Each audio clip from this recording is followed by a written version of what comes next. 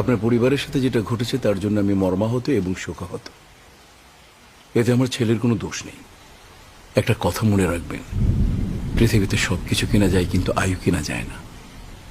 আল্লাহর মাল আল্লাহ নিয়ে গেছেন। আমার ছেলে তো কেবলমাত্র উসিলা। আপনার হাজবেন্ড ছিলেন আপনার পরিবারের একমাত্র ইনকাম হোল্ডার।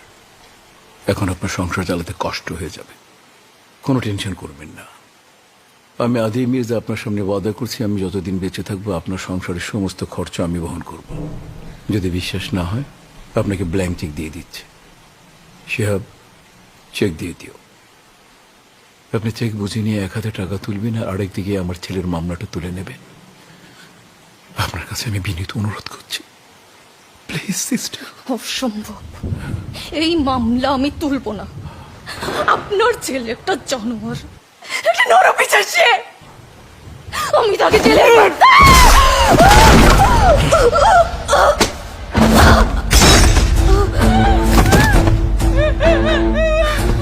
তুই 3 মিটার ছেলেকে ছেলেকে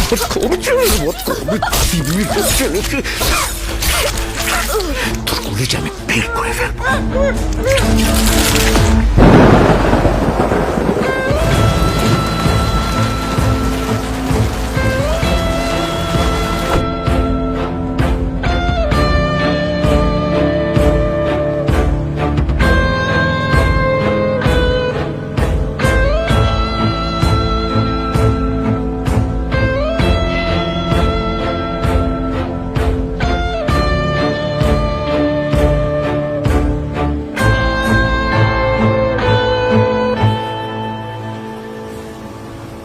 আসসালামু আলাইকুম স্যার।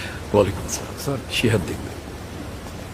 শুনলাম গতকাল আরিয়ান নাকি টিচারের, ওর এখনই এই অবস্থা। ফিউচারে কি হবে ভেবে দেখেছেন?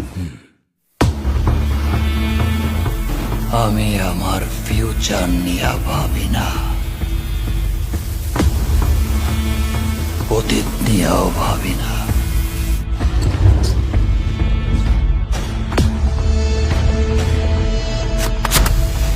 আমি শুধু একটা জিনিসই ভাবি, নিতু।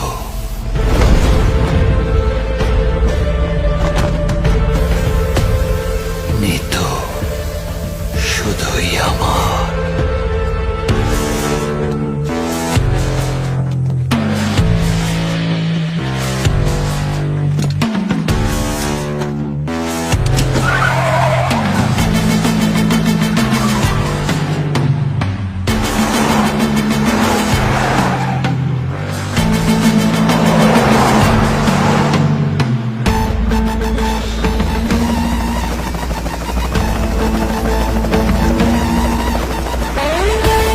শাহজাহান যদি মমতাজে ভালোবাসা একটা তাজমহল বানাইতে পারে,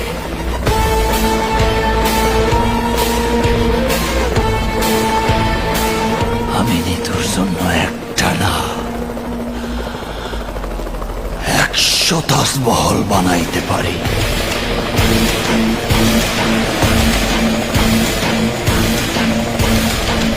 আবার 100 তাজমহল ভাইঙ্গা চুইরা কবরও বানাইতে পারি।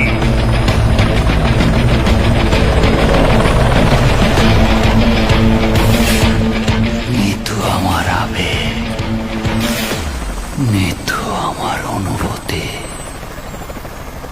নিতুরে না পাইলে আমি পুরা দুনিয়া বরবাদ কইরা দিতে পারি।